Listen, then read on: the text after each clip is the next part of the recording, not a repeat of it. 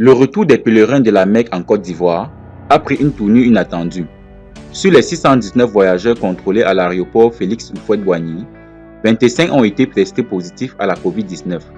Plus de détails après le générique.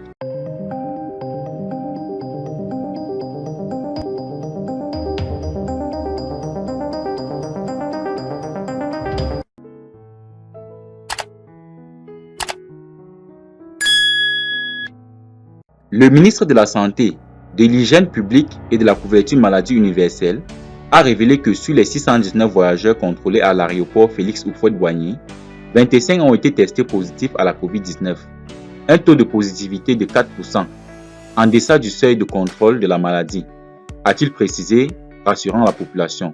Face à la résurgence des cas de Covid-19 dans certains pays de la sous-région, les mesures préventives ont été rapidement instaurées.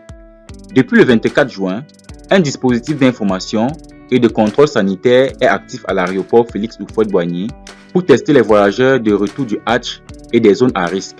Ce dispositif rigoureux a permis d'identifier des cas positifs qui ont été immédiatement mis en isolement, conformément aux mesures barrières nationales. Les réseaux sociaux ivoiriens ont été récemment envahis par des rumeurs alarmistes concernant un nouveau variant du Covid-19, le XBB, prétendument plus dangereux que le variant Delta. Cependant, le professeur Yahya Karamoko, virologue à l'université Nangui à Brogwa, a démenti ces informations, les qualifiant de fausses. Selon lui, il s'agit plutôt du sous-variant KP2, moins virulent et déjà présent en Europe et en Asie. Il assure que la situation actuelle reste sous contrôle.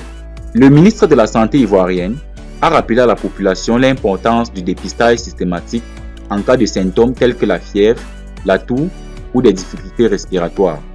Le respect des mesures barrières reste essentiel, surtout pour les personnes affectées et leurs entourages.